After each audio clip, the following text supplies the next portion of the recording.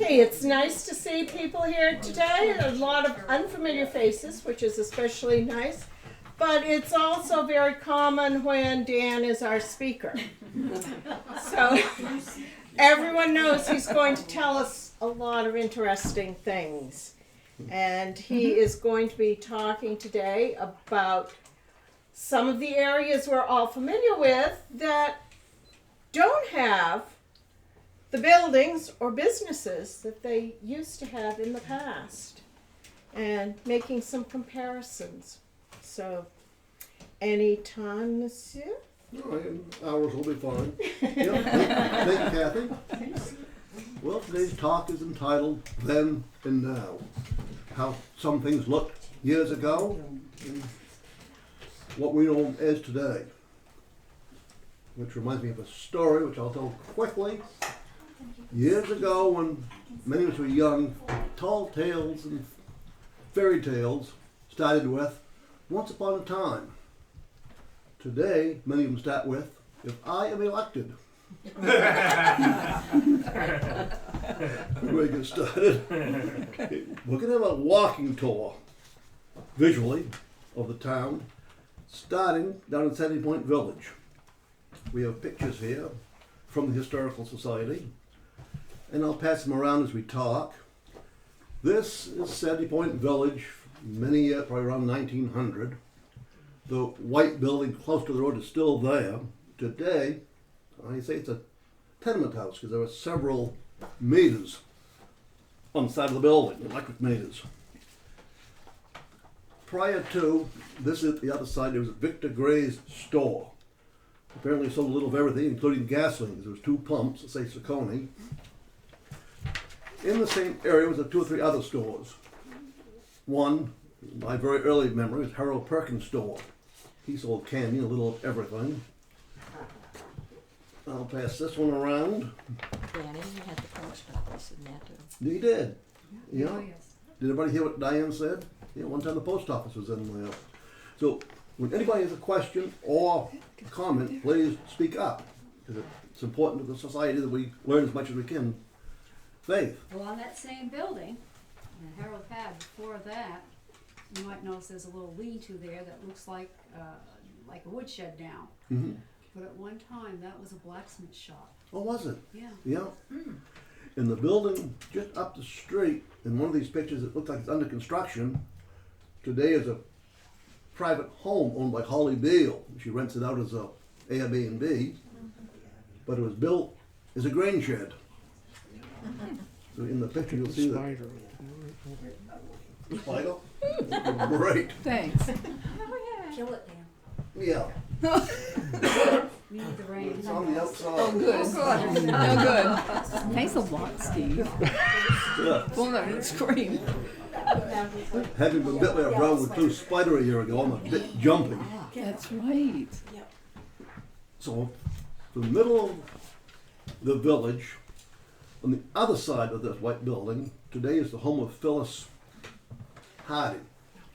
But earlier times, it was Ray Webb's mechanical garage. And that's her place. And then in the picture, it shows a house in a store building, probably prior to Ray Webb's time. Yeah. Then we moved down House I like. Perkins Road, maybe 3 houses down. On the right, there's a little house that belonged to Carol Hutchins. She was a member of this historical society for many years. Some of us went to her birthday party when she was 100. I think she died at 101.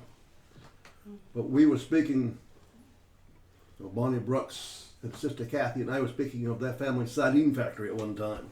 When we got done talking, Carol put her hand up and she said, I used to pack sardines in that factory.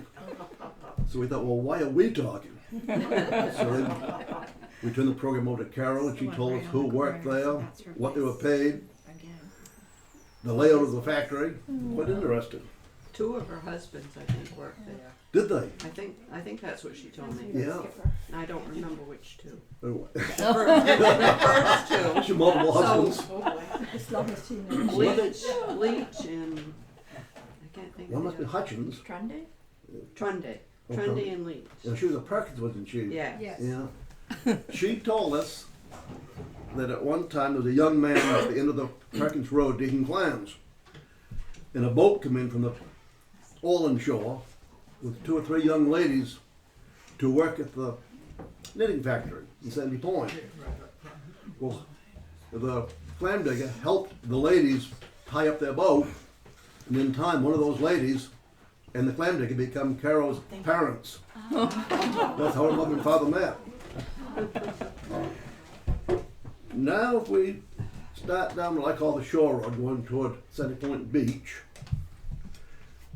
I don't know who lives there today, but it's a big 2-story house. It's sort of uphill on the right. Was the Duckery. Started around 1885. I guess when Alice Ellis tells it was quite an establishment. They sold thousands and thousands of ducks to the Boston market. They fed them partly cabbages grown on Verona Island, brought over by a scows before the days of the bridge. Had 6 pigs to eat the leftovers from the ducks. Even plucked the feathers and sold those in the Boston market.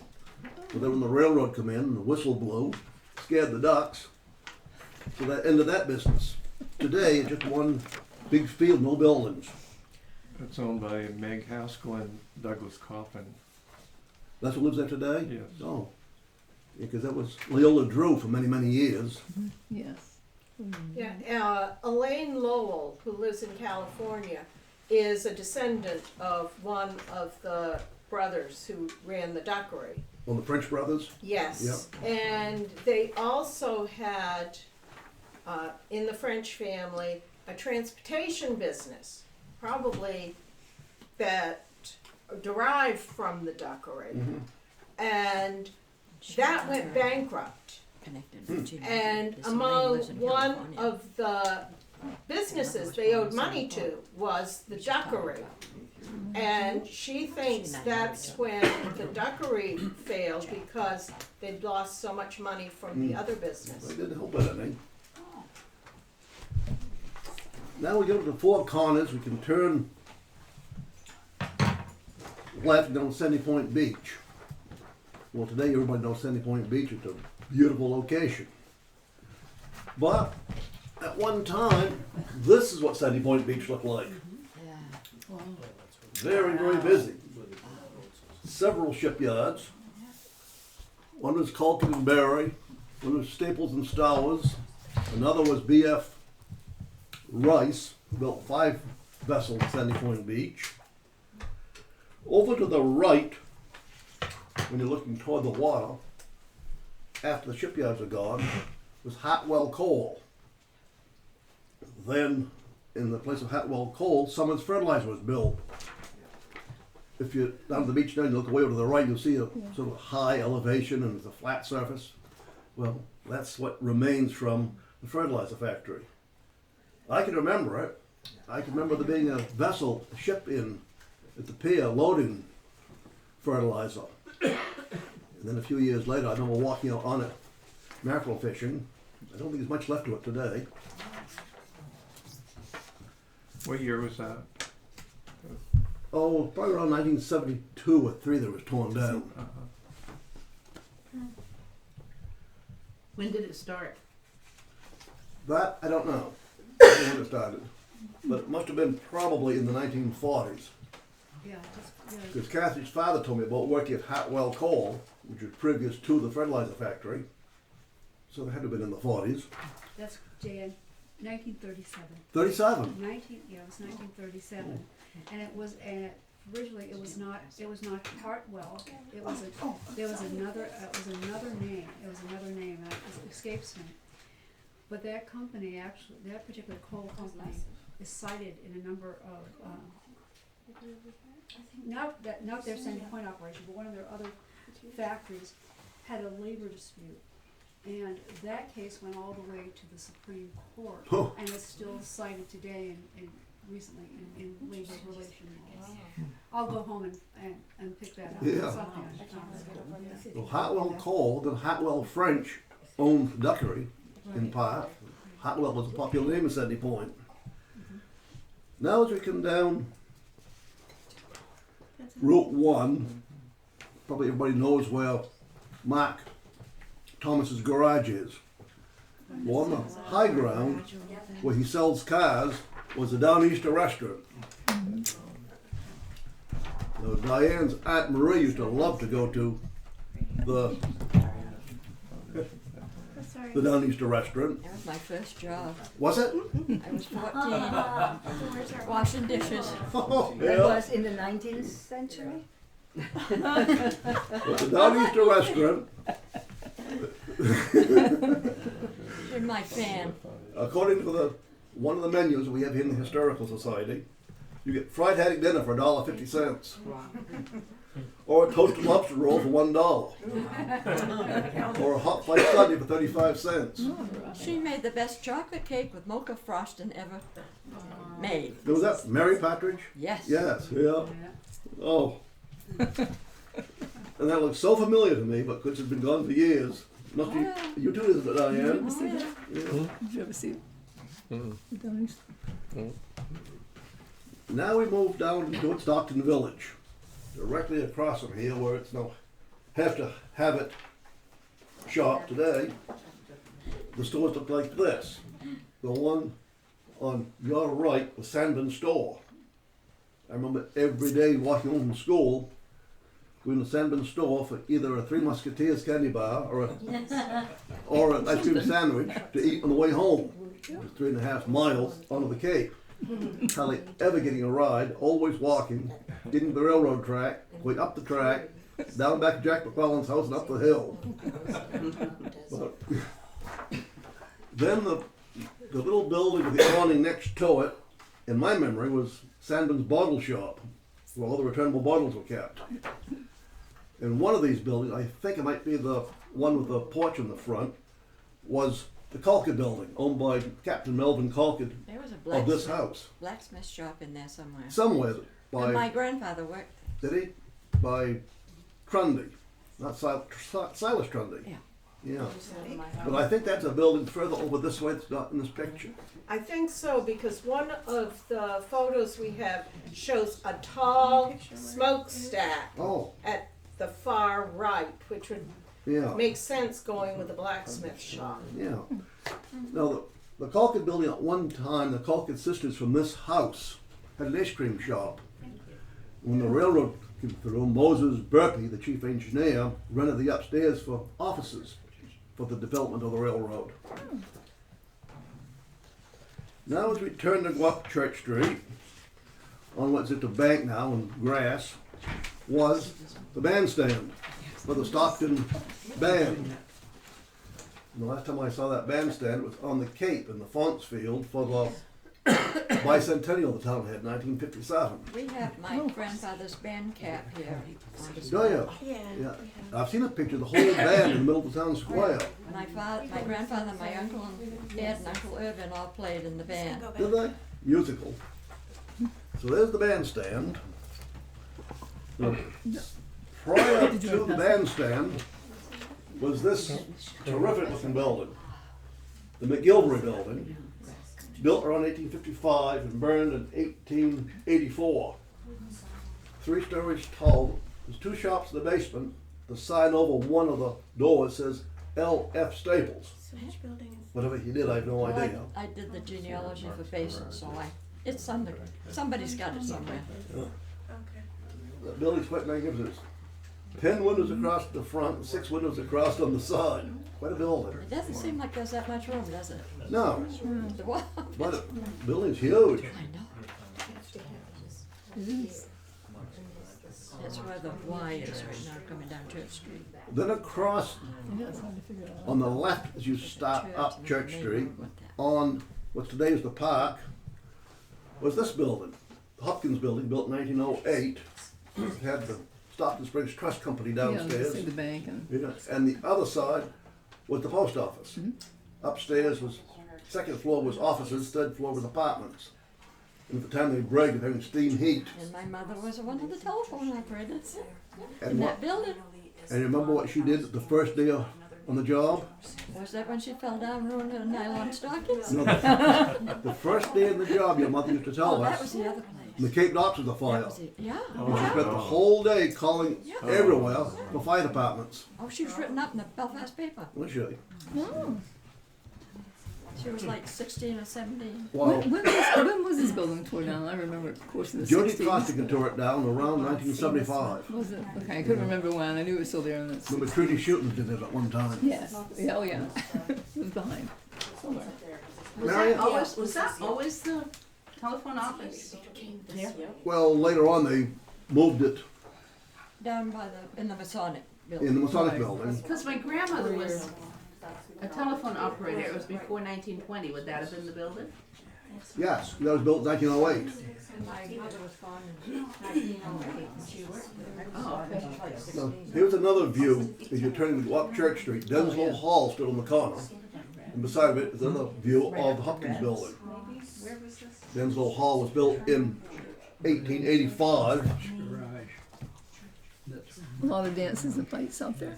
What? A lot of dances and fights out in Denslow. Which was more, do you suppose? Well, because my mother and they all were born and grew up here. In front of Denslow Hall, attention Mary Ann, Is that my grandfather's it song? is. Well, this is in front of Denslow Hall and the LaFurley building. The LaFurley building was built by Maitland LaFurley. And in this, the little man that's humped over was Maitland LaFurley. He was in his 90s when he was out cutting wood with Mary Ann's grandfather, Sidney Barry. And the other man, was probably in his 80s, was Sidney Barry. And the Model T truck was a 1914 that he bought new and drove it until nearly the day he died in 1961. And I had ridden in it. I remember he used to come and park in the field and cut the wood for my Did grandmother's he? house. You know, well, across from where I grew up, his garden was down the lower field. I'd hear pata, pata, pata, pata, pata. Oh, I love that sound. Yeah, and I'd run out and he'd stop and let me get in, and I'd ride down across the field with him, then pester him with 1,000 questions. I remember the seats were quite worn and the horse hair was sticking out, and I always wore short pants in the summer and I always scratched my legs. But then he'd reach up under the dash and do something which would go tick, tick, tick, tick, and then he'd take about 1/2 a crank in front and the little car would start. But that's my Uncle Sid Barry, Mary Ann's grandfather. My parents bought the house I grew up in from Mary Ann's grandparents, and then when my father passed away, we sold the house back to Mary Ann. So Mary Ann's house has been in the family since 1873. Oh, goodness. And Dan, I have to interject, Mate LaFurley is the other gentleman. And Yes. you told me earlier that he always wore, Oh, Mate always, I can remember Mate always, this was in the 50s, he died around 59, but always, he's right about 1900, wore a striped pants, matching striped coat, striped vest and necktie. He's probably wearing that while he's cutting wood. More hand to it than Mr. Douglas from Green Acres. Was that, well, what was his full name? Was it Mate? Or Maitland. Maitland. Yeah. Where was that bandstand?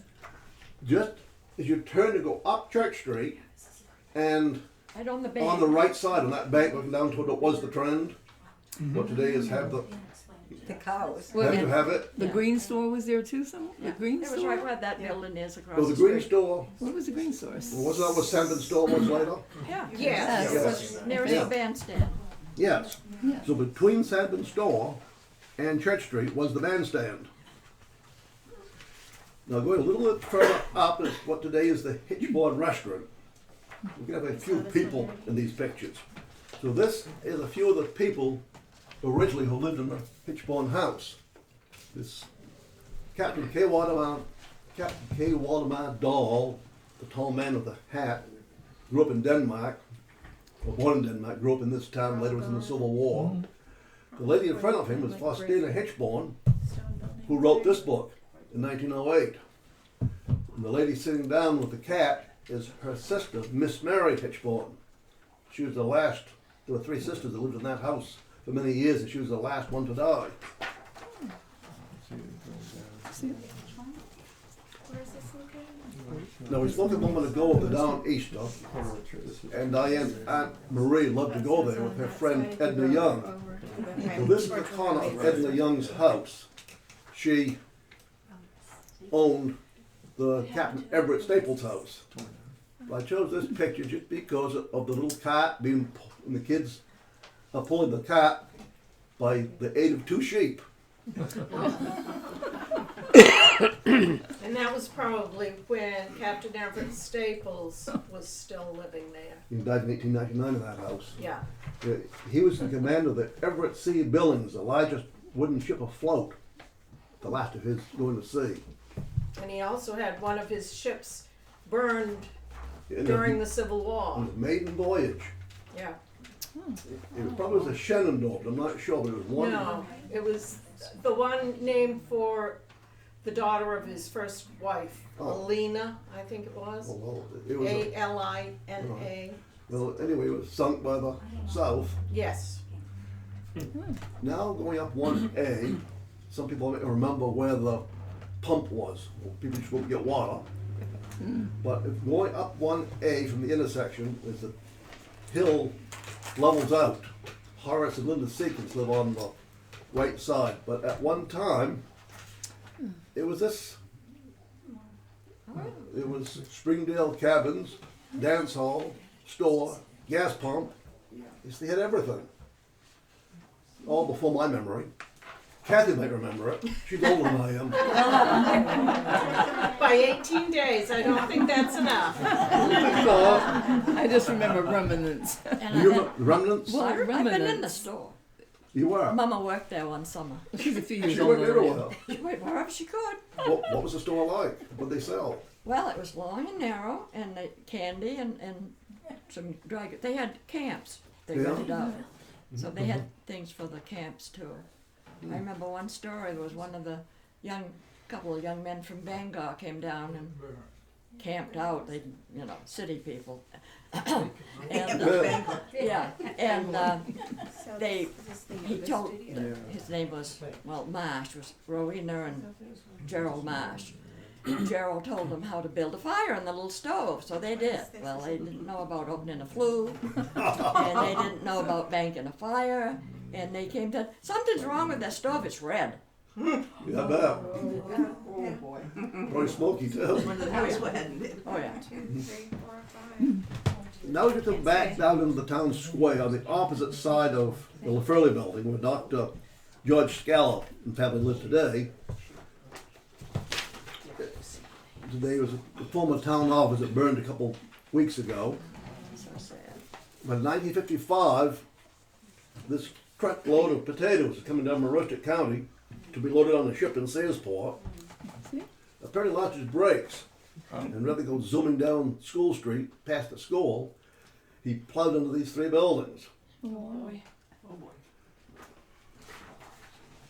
And I guess it was in January, it was February 7th, 1950.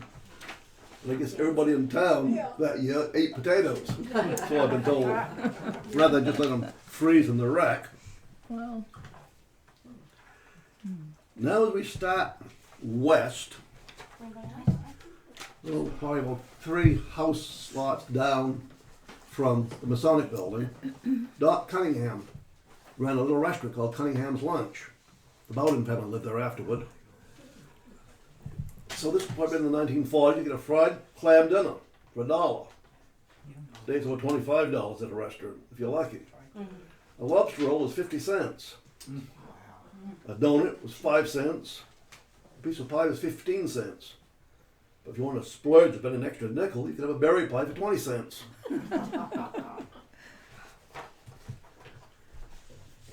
Now we go down Maple Street, all the way down to the very end, over the railroad track. And today it's just woods, but at one time, after the railroad came through, Mr. Mac Crady was an official of the railroad, and he had a siding put in, and he had a Pullman car brought in. At one time belonged to an opera star. Do you remember her name, Ralph? We have the right up here somewhere, I forget the name. Yeah, there was an opera star that, this opera star owned this Pullman car. But when she was done with it, McCready apparently bought it, had it pushed it on the siding, and it was his camp, summer camp for years and years, called Whistle Stop.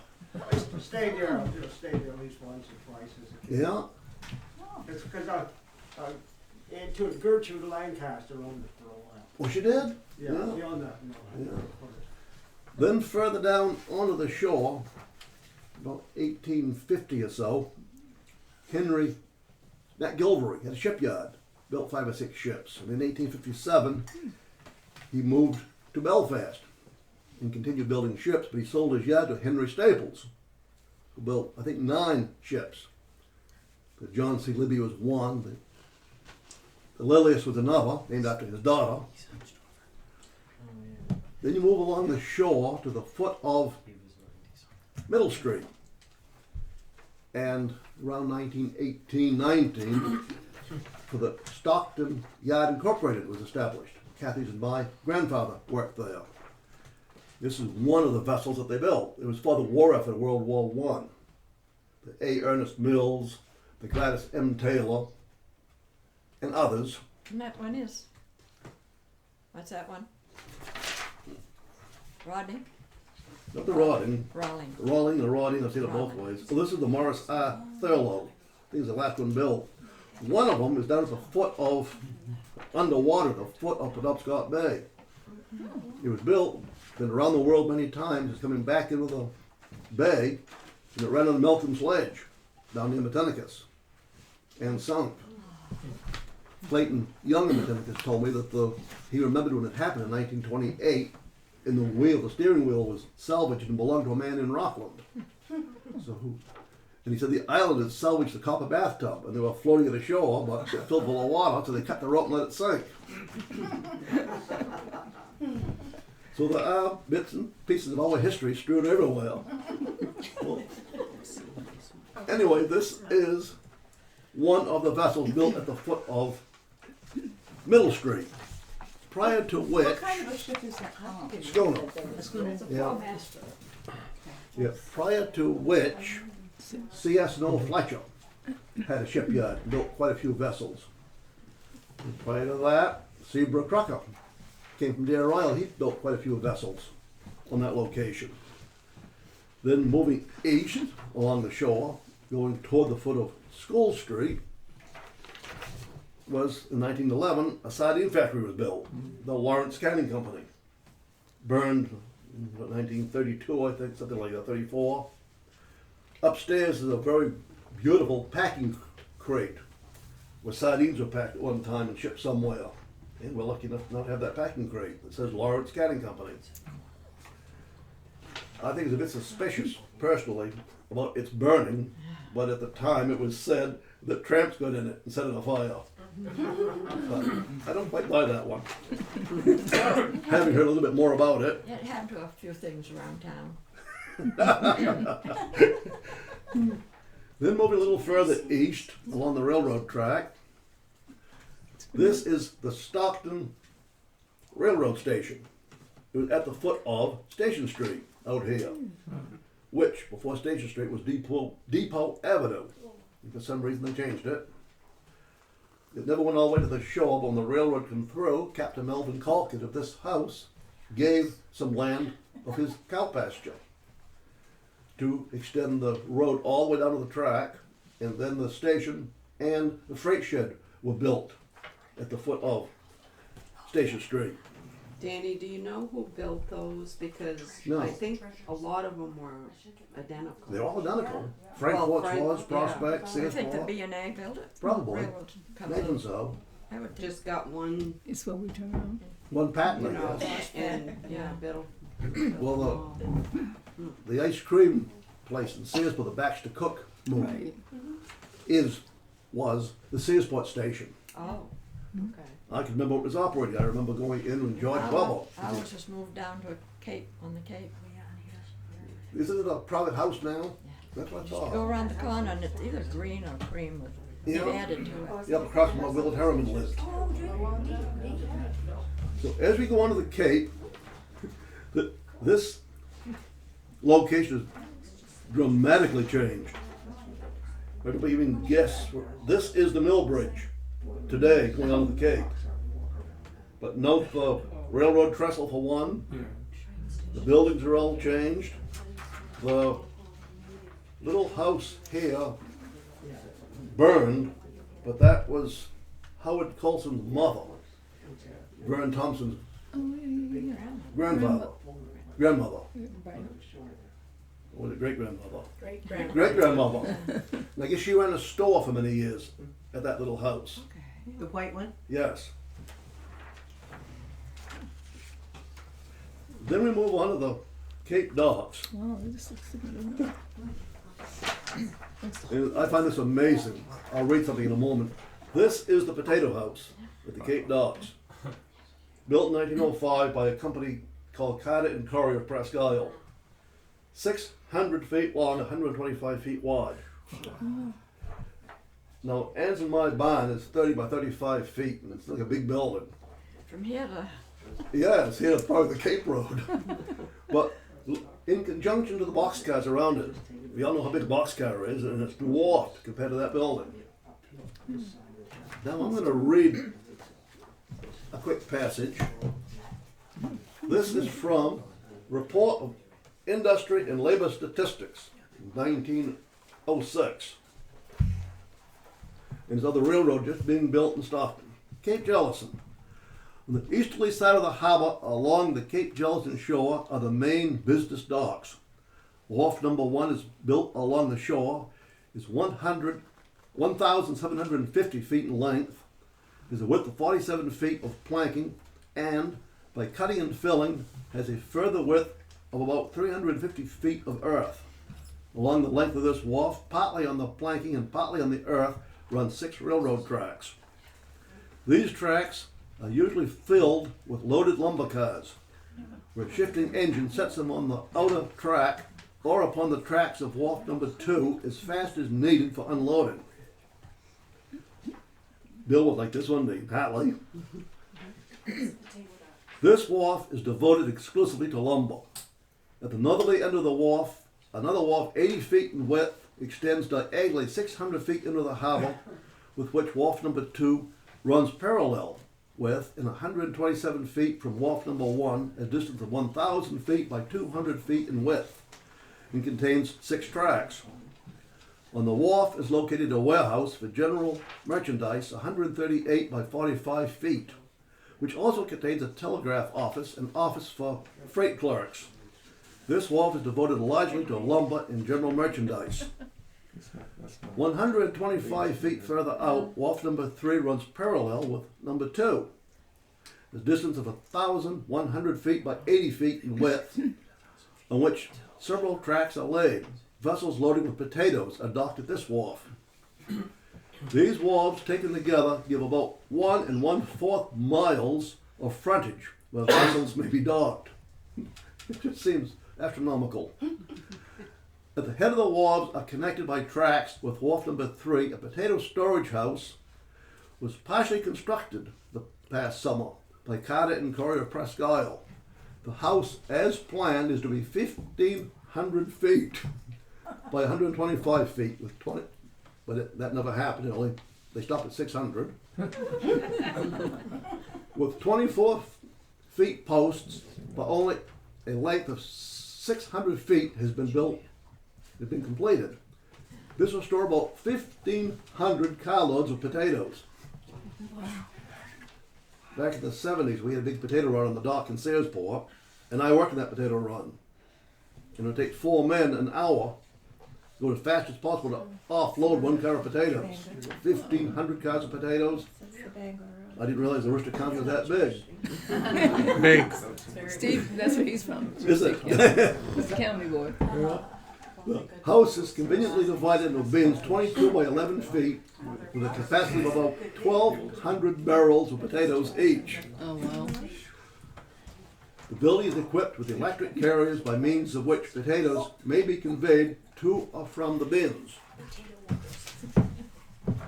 And I think one reason why it wasn't successful, Walt Trundy told me that the first year that the potato house was in business, their roasted potato crop failed for the first time in history. Oh, wow. How about that? So they tried again. The second year, they hired Italian laborers to, with no offense to the Italians, but that's what Walt told me. Italian laborers to keep the coal fires going, to keep the potatoes from freezing. They'd get drunk, let the fires go out, the potatoes would freeze.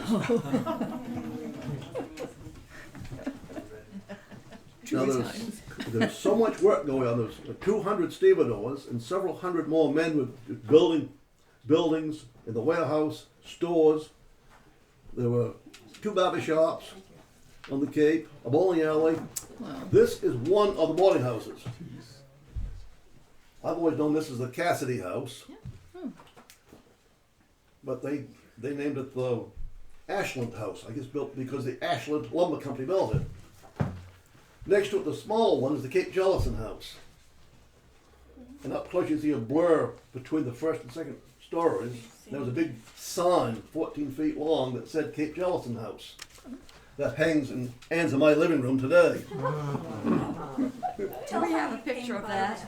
What? Do we have a picture of that? No. How did you No. come by that? How did you get the pic, how did you get Well, the thing? Sign. one day I answered the phone, and the man, his name was Jeff Ashe, went to school in Searsport, but he graduated before I was in high school, owned a house out in Morrow. He was laid off doing some work to his house, and this was a floorboard up in the attic. When we got talking, it seemed like the Cape Jellison House was torn down about 1930. The lumber went out and built several houses in Morrow, one being his. And they used the sign for a floorboard. Isn't that something? So I said, well, is that something you want to sell? He said, yes. He said, I'm laid off and I'm doing work to my house. I can use the money. I said, what do you want for it? He said, $100. I said to myself, a fool whose money is soon parted. Where do you live? He told me. Bless your heart. I had a Ford Ranger with the back window slit open. So I come home with one end on my dashboard and the other way up the tailgate. It's 14 feet in length. And Ann knew you were going to go get this, right? What? And she knew you were going to go get this, No, right? before she and I together. Oh, okay. Years ago. I haven't moved in yet. Oh, okay. Yeah. You were working on it, no. No. And when you look behind the big 3-story building, you see smaller L's. Well, Willard Harriman told me that he can remember when it was built. It's Jerry Harriman's grandfather. And a Mrs. Charlotte Speed. This was her home. Apparently the railroad bought it, and that served as the kitchen to the hotel, actually the boarding house. Now there were a lot of buildings. There were stores that sold groceries, tobacco, shoes, confectionery. What was the largest population at any here? Around 2,000, I guess. Where all these workers, there had to have been hundreds of Oh, and I workers. think Lewiston for one, from everywhere. Some of them I read once, the different names of some of the workers, and where they were from. But they would come here for the employment and board out wherever they could. Many houses in town would rent out a room, and boarding houses were built. And some of these stores had apartments upstairs. And Dan, who was it who said that you couldn't walk down this Oh, road? without- Willard Harriman told me that from his house on the Cape to the house that Irving Parsons lived in, which is up near John and Dana's house, they call it the Magic Mile. Anybody looking for a job could not walk that mile without finding a job. Really? There was so much employment, and so many men were needed. Oh, wow. Today you can walk that till your shoes wore out, you wouldn't get a job. What's the population today? I think around 2,000. There was 1,200 not too long ago. Oh, wow. This is one of the little stores that was built. Busy bee. Yeah, and this, after you go by the Cape Docks Road, and there's a slight curve to your left, there were several stores as being one. If you look closely, you'll see the burned out corner post here.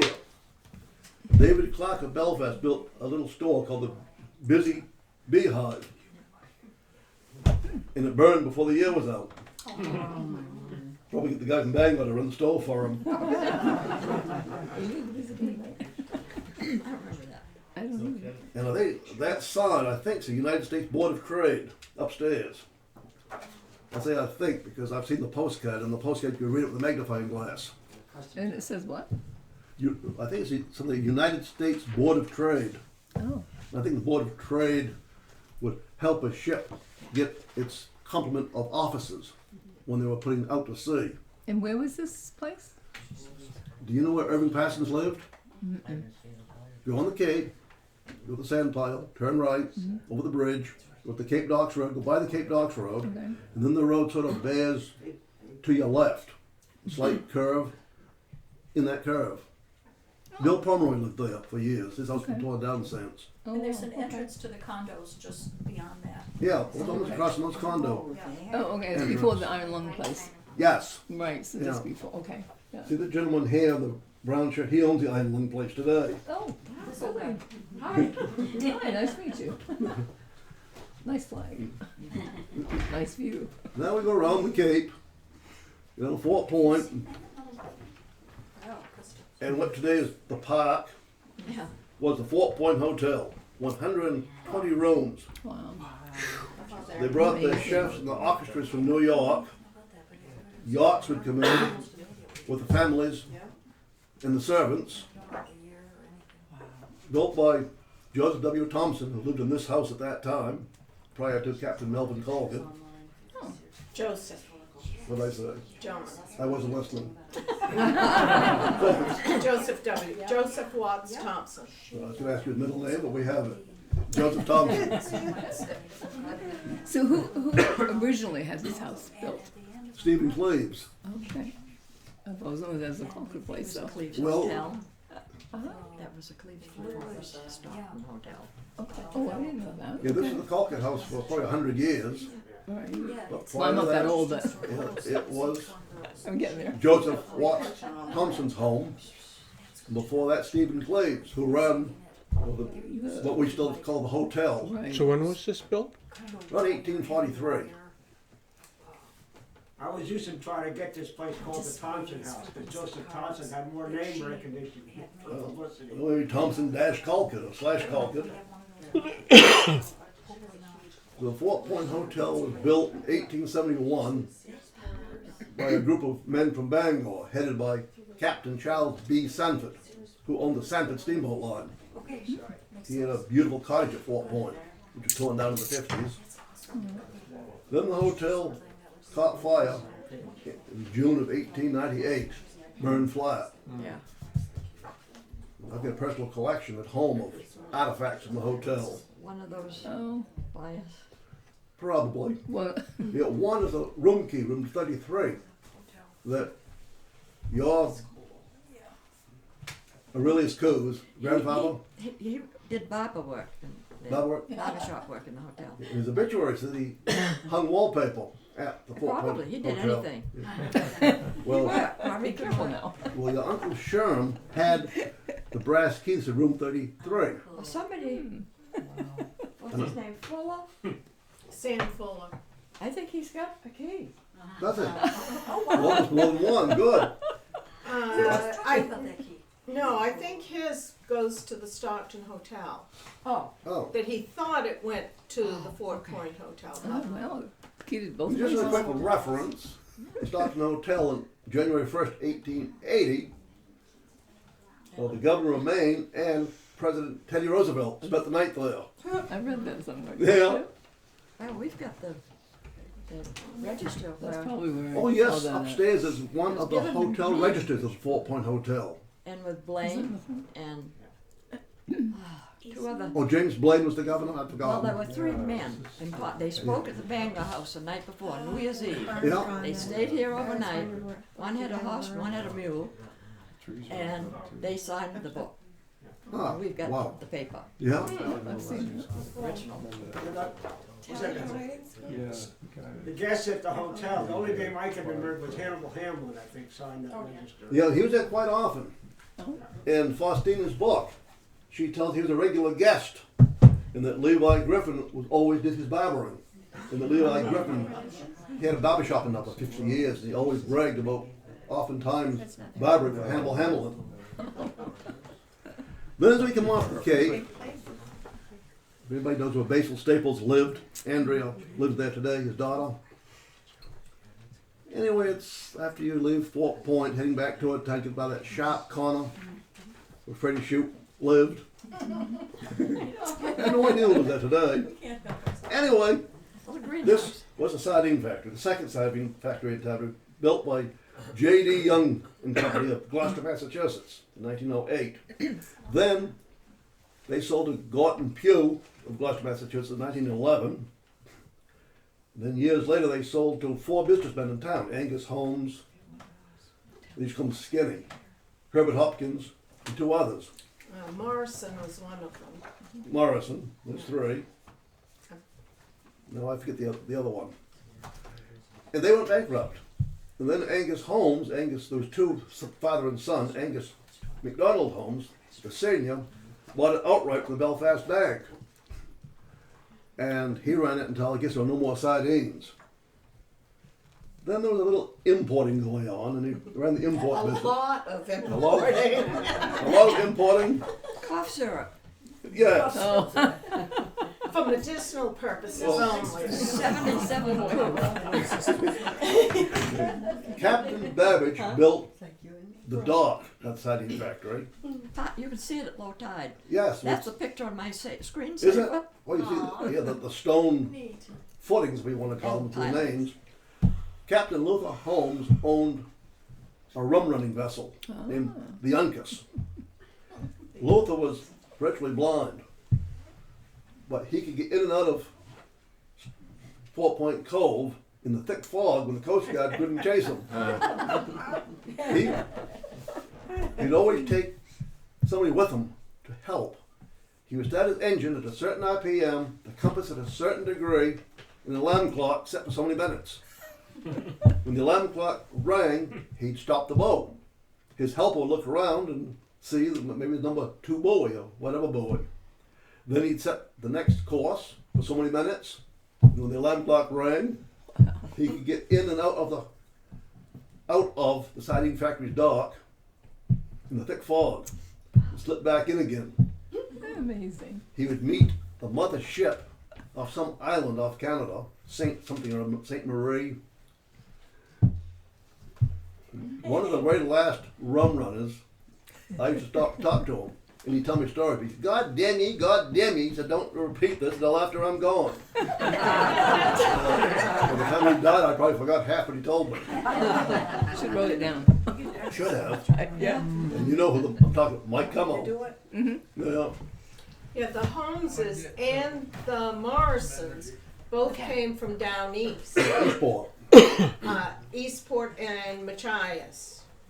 Mhm. And that probably helped them a great deal with getting the commerce from Canada because of the fact they'd been in Washington County for a few generations. And a lot of people forget that Maine had prohibition here before the Civil War. And because of that, a lot of people got real good. Yeah. A lot of practice. They didn't have to learn it when the rest of the country got prohibition. They already knew the ins and outs of rum running. Yeah. One quick story I'll tell which comes to mind that Mike Cummo told me. He was the last that I know of living rum runners. It was toward the end of Prohibition, and the authorities were on them, but they stayed one step ahead. So 2 of the known rum runners had lunch together at a little restaurant in Sayersport. Today, well, some of it was known as Sid Campbell's store, and then it was Fethke's law place. And today, Lisa Brassbridge has a barber shop there, hair salon. Anyway, they had lunch, and there was an older guy there that they knew was a gumshoe. Anything he heard, he'd carry it to the police. So they concocted a story. They went in, these 2 guys known as rum runners, had lunch. They were talking about on Saturday night, the rum was going to be delivered at the sandbar, which is on the causeway, at Sears Island. So, of course, the message was carried. Come Saturday night, it was dark, and suddenly all the Waldo County police cruisers all went down the narrow Sears Island Road. Nothing, there was no rum runners, no people, no lights, no nothing. They turned around and started out. Suddenly, many had flat tires. So while they were jacking up cruisers and getting out spare tires and getting a few cruisers that would have 4 blown up tires, the rum came in down to Castine.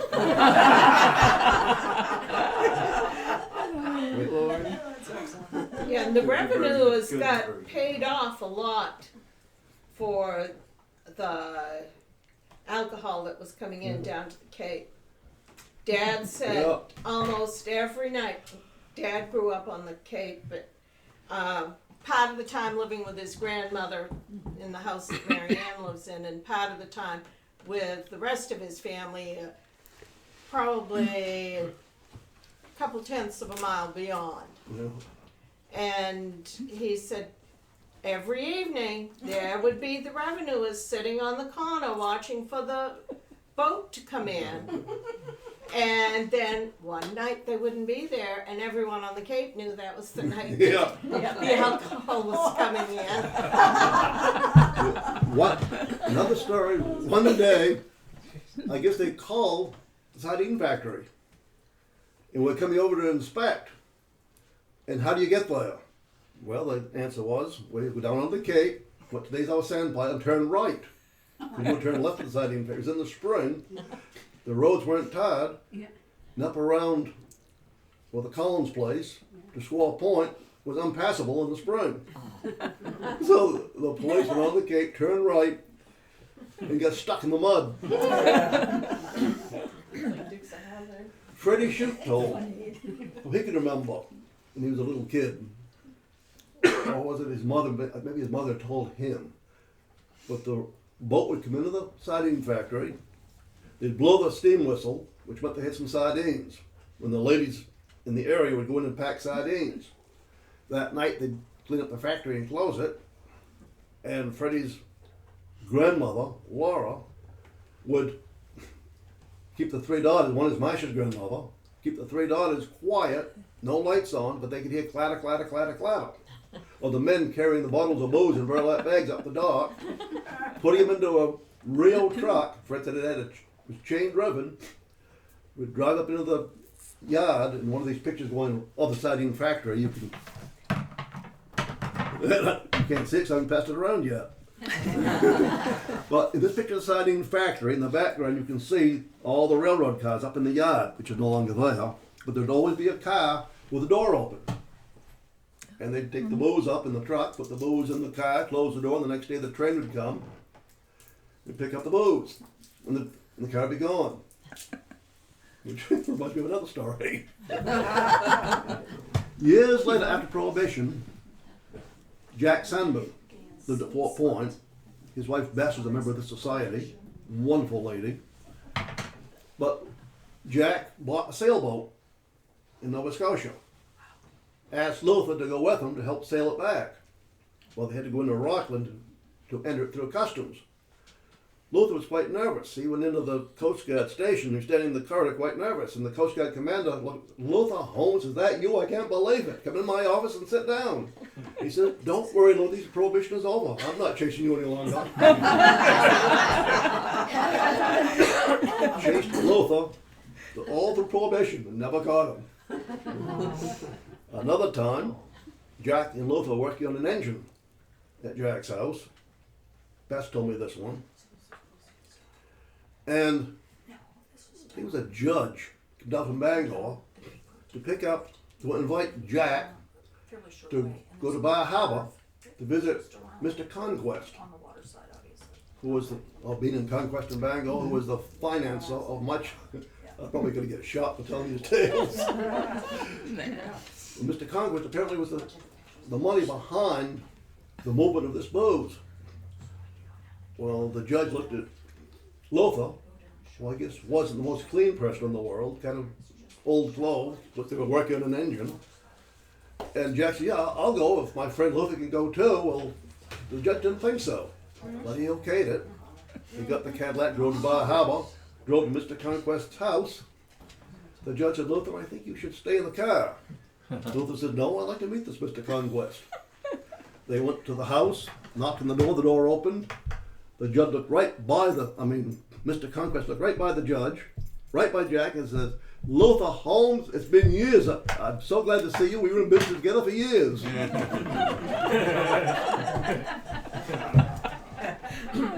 So it was quite a fraternity. Now, Great stories. going around is the front of the sardine factory. And I forgot to mention, but in the picture, you see a tall wooden building very close to the road. That was a smokehouse. They used to smoke alewives. My Well, father the tall chimney was for their boiler, which I guess You know, I had to cook the sardines for one thing. Bob Small and I grew up together. Bob died a year or so ago. We used to hide our bicycles in behind the smokehouse, fill our pockets up with apples, go in the door, which was never locked, and climb way up in the rigging, way up high to the second, maybe third story, with these huge windows. I guess we let the smoke out. And all the way up was all vertical boards to hang the rats of sardines on. Well, Bobby and I don't think I can do it today, but Bobby and I climb way up high. When a car go by, we shoot the apples down on the hoods of the cars. People looking around, they didn't know what had happened, they drive off. What little brats we were. Then, several years later, Angus, the son, Angus Waters Homes in Elwood Ginn, tore those buildings down, what was left of them, and burned up the debris. There was an apartment building there too. Yeah, and that's where Masha's grandmother lived when she was a little girl. They used to call it the old grey house. Partly it was grey because it had no paint on it, weather beaten, but partly because Masha's great-grandmother was Laura Gray, who raised 3 daughters there. I had a cousin, Mel Keane, had a room. Yes, that's a story in itself. He wasn't very well educated, and he used to make Adirondack chairs. Yes. And he had them up front with a sign, and it said, "Cheers for Sal." It's CHERSFERSAL. Wonderful. He might get the lumber on the shore. He was build a the chairs for nothing. And he'd laugh all the way to the. It charged 3 times what they were worth, He and was a people piano drive player. off He was a thinking he was dumb. And the town took care of it when he died. Did it? Yeah. He was Mel poor. Keane. But Dan, I just feel an urge coming out for a Depression era story because we're talking about sardines, and you should tell the story of how the people on the Cape that you were related to dealt with. Oh, yeah. Kathy Well, might want to tell the story because it has to do with her dad. yeah. So I Okay. don't know if you want to tell that story. My father was born in 1919. Kathy's father in 1913. Because they grew up in the Depression. My father, and their father, Arthur, worked at the Cape Docks, and it burned in 24. And by that time the shipyards were closed. There was no employment. He had a wife and 4 sons to take care of, so he ended up And going. his brothers and sisters he was responsible Yeah. for. So everybody had to pitch in and help. So my father came up with some traps, and down around the ledge of the Fort Point was full of minks. And my father would go down, set the traps, and catch minks, and skin them out and put them in the mail to Sarah Roebuck in Boston. And they'd grade the minks, I guess how big they were and so forth, the skins, and then they'd send them a check. Kathy's father had a little bit different take. He went and trapped skunks because the skunk pelts also were saleable. A And skunk skin coat. but he wouldn't immediately do them in because he wanted to make sure they were very healthy. He wanted to keep feeding them for a while. So he kept them down in the woods in cages. And the only time he ever had a problem with their spraying was when one of his cousins, Vern's mother, was trying out a rifle. She shot it, hit the tree close to where my father was standing, scared him but also scared the skunks.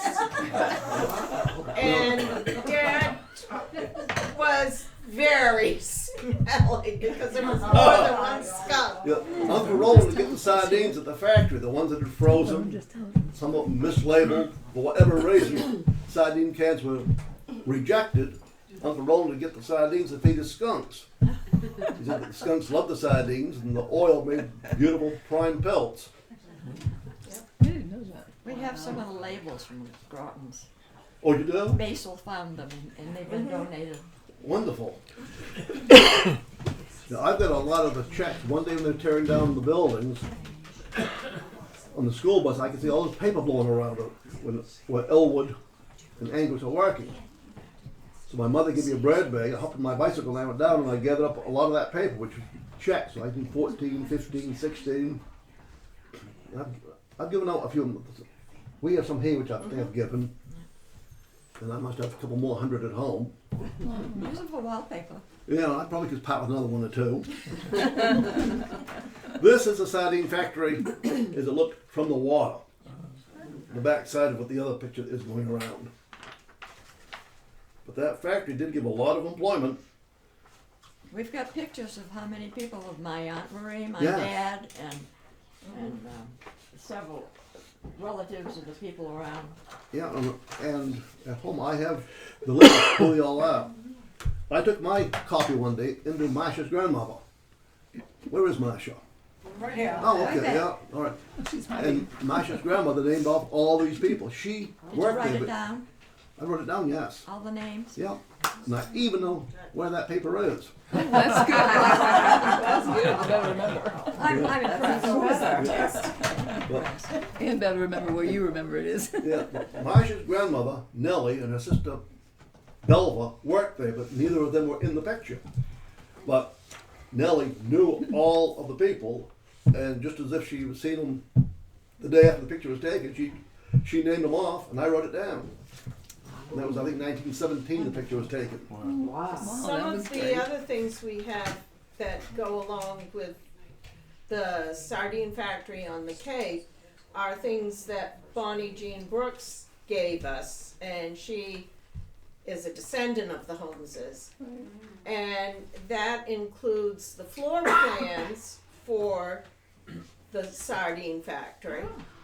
And part of the time they also canned apples And clams. and clams, and there is a schematic of the apple machine that they use to get the apples prepared for canning, and a number of other things, some deeds and things of that sort. But I have a picture of my father when he worked there inside the building.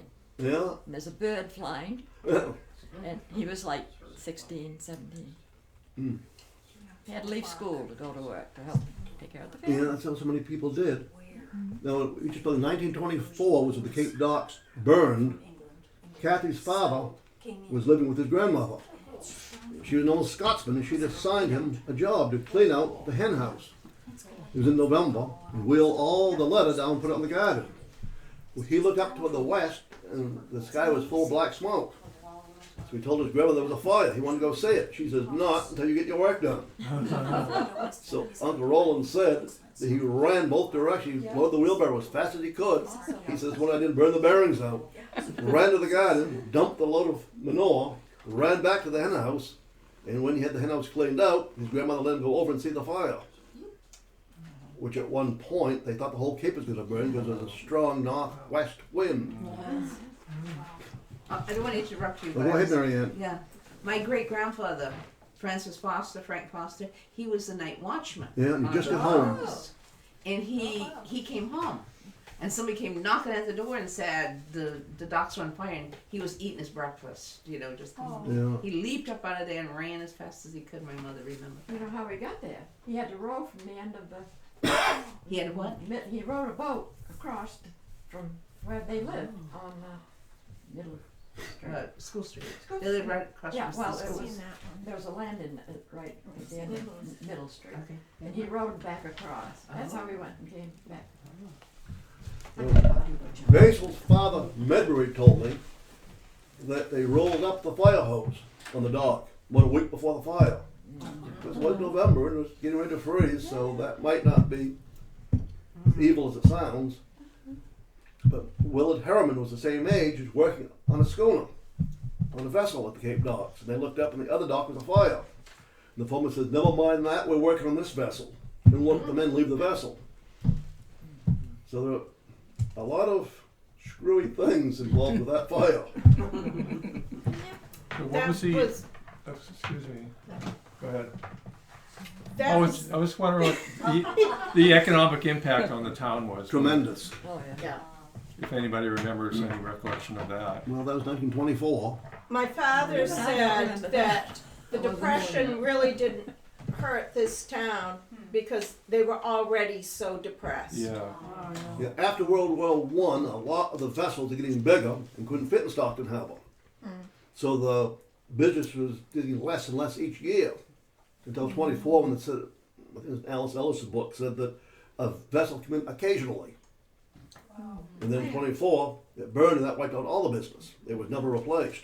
I heard that the sailboats were being replaced by the motor. Yeah. You know, some of the steamships, Steamships. one was the Millinocket that would bring paper from the Cape Docks to New York. They'd bring general cargo back. We got a picture of it somewhere. Are you gonna say who set the fires? I know you knew that stuff. But you still A lot of fighters. Yeah, I'll tell. Dandy. Walter Trundy had a store up in the Denzil Hall. Claimed that he was, I guess, upstairs walking by an office and he heard a conversation. Listened and heard the name of who set the dock on fire. He wouldn't tell anybody, he told Jeannie Seekins. Jeannie Seekins told me. Gleason Tenney. Gleason Tenney, I have no idea who lives there today, but it's a house on the Cape, on the west side. Rocky and Rose Hines lived there for years. The Tennys lived in the little house that was burned by the fire department just beyond. It was just a little tiny Oh, house. that was the old Barry house. It's at And they the were 45-degree angle to the road. they were the parents of Martha. You know, Martha White. Yeah. And later on, somewhere I read that he was an agent or something at the docks, Yeah. employed by the railroad. And that was the name that Jeannie told me, that Walt Trundy told him. They're all gone. He said, but they're all gone. Gleason Tenney is Can't gone. argue. No, 98 years ago. But Hey, I was only 70. Oh, I'm 91. I don't mind saying how old I am. oh wow. Hey Danny, how was that fire set? Don't know how it was set, but it was set on the outer pier. See, there was a pier like this, one like that, and then one like this and that. And this is the one further out into the harbor. It was a northwest wind. So we'd be coming in this direction, we'd hit that outer pier first, and apparently that was the one that, well, somebody said that a donkey engine had set it afire. But I guess they could do that. I guess so.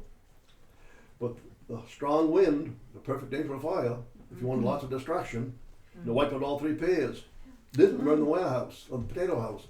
Kathy's and my grandfather at least helped to tear it down. When you look at And the picture. also help build it. Yeah. That was one of the reasons they had come. All of our grandfather's siblings and our grandfather were born in Nebraska, but their mother came from Prospect Ferry, and when their father died, she brought the family to Maine. Our grandfather was the oldest of either 7 or 8 surviving children out of 12 that she had. And they came down from Prospect Ferry. They came east in 1906, which is about the time they were working on the railroad and all of the docks. And they came down onto the Cape because the oldest boys would be able to work building both docks and the potato house. Now Dan, is it you who has Arthur Harrison as the grandfather? Mm-hmm. Do you have his day book? Kathy does. Okay, I do. Okay, now that's an interesting artifact. When you talk about what did the burning of the docks do to the economy, Arthur was able to find work here and there, and he would note it down in his day book. Yes. He worked a few days at the Sandy Point shipyard and a few days at the Stockton shipyard. Sold fish, cut Yeah. wood. Worked every day except June 2nd, 1919. The day book just says twins. my father and his twin brother were born that day. So apparently, He didn't work. no, he took the day off. Well, he was very busy. Twins. Yes. And that is another interesting story. In 1919, there were 4 sets of twins born in this town. Oh, my. All 4 No fathers baby worked shower. at the shipyard. Who was the milkman? We all have the same milkman. Yeah. Lester and Chester Harrison, Lulu and Belton Black, Luella and Marcella Patridge. And who was the 4th set? Alice and Marion. Oh, yeah, Alice and Marion Neyland. Yeah. Cousins. Yeah, no wonder I couldn't remember. My cousins. My Aunt Alice. I don't know, been a couple sets of twins probably born since, but there was 4 born that same year. I Wow. bet the fathers get teased in the shipyard. And the other fathers, the other worked very were worried. Luella Partridge married my father's brother. Yeah. And there was, So we and that kept family, marrying people in Appleton, kept marrying people in Stockton. I don't know. and that family had 2 sets of twins, Luella and Marcella. Yes, and Avis and Mavis. Avis Faye and Avis May and Mavis Faye. Right. And their older brother, who was a hermit, We had twins, so we've been through all these names. who was quite interesting. And they have a younger brother, Oh, they did? Ethan. Yeah, okay, yeah. He was Interesting. also married to my father's sister. Well, you find a good family or two. You just Yes. Well, I was thinking of Peyton Place. that's right. It was Facebook from another era. Any questions? We've covered a lot of territory. Yes, we have. Somebody must have a few questions. Not a question, but I'll comment. Ray Webb did an excellent program on that some years back. You know, a lot of stuff. I don't think it was recorded, so I don't think we had it program here. But he had some stories that he got from his older brother, and he had said his older brother went to his grave with some of the secrets he wouldn't even tell Ray. So I just remember the one story told about a guy who had a put a brush down by the shore, and they were this guy was using it to hide the bottles of booze in his brush. Well, one day they said this barber came to torch the brush pile. Uh-oh. And it says, first he sees this, oh, these pretty blue flames. Then he says, you see a grown man crying. Yeah, that would have been down Deer Isle Stonington. There's in Searsport, and this one I cannot tell the name because the descendants are around today, but there was a well-respected businessman in Searsport that was a wood dealer. And during Prohibition, he'd be seen all over Searsport, Swanville, all over delivering fitted firewood. Had a big truck with a body on back, but with a little wood on both sides, back and top. Inside was a box. And the box concealed booze for delivery. He'd drive right by the revenuers and wave to them. They'd wave back to him. He'd never get caught. To my knowledge. I know that wouldn't have been Skeet. No. No. He's too young. No. But he had, boxes. I'll get another story. Right, It'll be a program in itself, bootlegging. I know. I'm sure you know that. Ruth Allen, wonderful lady. She's gone now. Had several children here in town. In fact, Bonda Brooks' mother. That's her house, that house that's fallen in? Or Yes, divided? well, it's her grandparents' house. Okay. Going towards Searsport across from Greg's Auto Sales, the house is half in the cellar. Well, that at one point was Ruth Allen's grandparents. Angus Waters Holmes and his wife Catherine. What was I going to say? I can't remember now. Talking about bootlegging. Yeah, it was Talking about bootlegging. Ruth Ellen, a wonderful woman. Ruth Ellen, a wonderful You Oh, thought about- yeah, yes. about Ruth. Ruth Allen told me. Get it out. She was 4 years old, and one day her grandfather said to her, Ruth, would you like to go for a ride with your grandfather, ride in the rumble seat? Yeah, well, of course she would. Ruth is a great sport, great historian lady is. So she and her grandfather took off, drove to Belfast.